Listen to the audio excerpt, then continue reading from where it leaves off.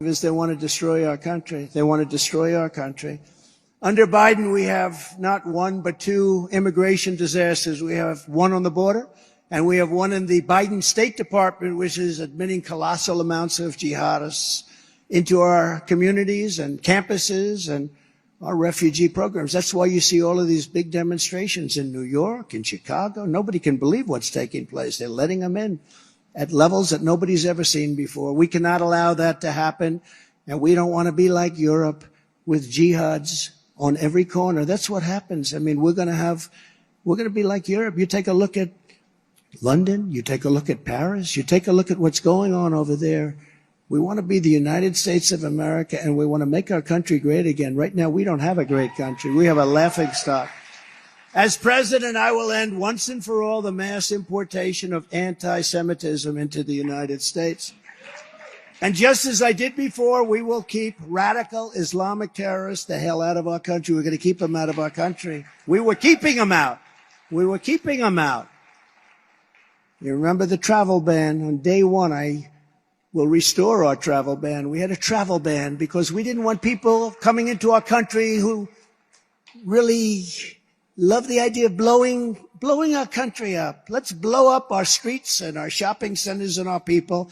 So I instituted what we call the Trump travel ban, and it was an amazing success.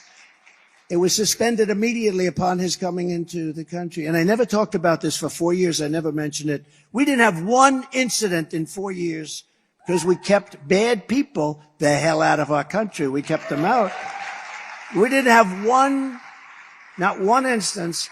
I didn't want to say it during the 4 years because I didn't want to walk out of the speech and have something happen, right?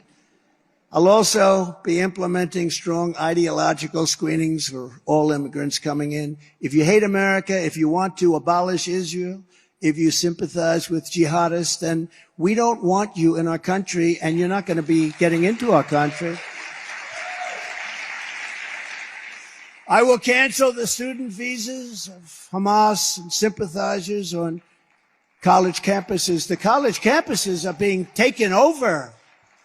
And all of the resident aliens who joined in the pro-jihadist protest this month, nobody's ever seen anything like it. Come 2025, we will find you and we will deport you. We will deport you. It's caused by some very bad troublemakers, those events that you've been watching. In the past 3 weeks, crooked Joe Biden has turned a blind eye to the greatest outbreak of anti-Semitism in American history. You have the greatest. I call up friends of mine who happen to be Jewish. I say, are you watching what's going on? And they're actually frightened. These are some pretty strong people. They're tough people. They're frightened. Their kids are afraid to go to school. And they never had that before. But in our colleges, media, and even government, nobody's ever seen anything like Rashida Tlaib and Ilhan Omar, who openly campaign against Israel. Nobody's ever seen this before. When asked recently about rising anti-Semitic hate, Joe Biden's own press secretary had nothing to say about the rabid mobs in the street, and they're shouting, kill the Jews, kill the Jews, and she had nothing to say. In fact, she stuck up for the other side. She started talking about the other side. You all saw it. Nobody could believe it. Then she came back later. She said, oh, I misunderstood the question. As president, I will absolutely protect our Jewish citizens from these maniacs, lunatics, radical left thugs. Threats or crimes of violence against Jews will be prosecuted to the fullest extent of the law. Right now, they go after Republicans, including me. They go after lots of people. They go after Catholics. I don't know what it is with the Catholics, but they're really after the Catholics, and they're after people wanting to make their school district better. This is a strange thing that's happening in our country. While in office, I took the strongest action of any president in history to combat the vile scourge of anti-Semitism. You know that.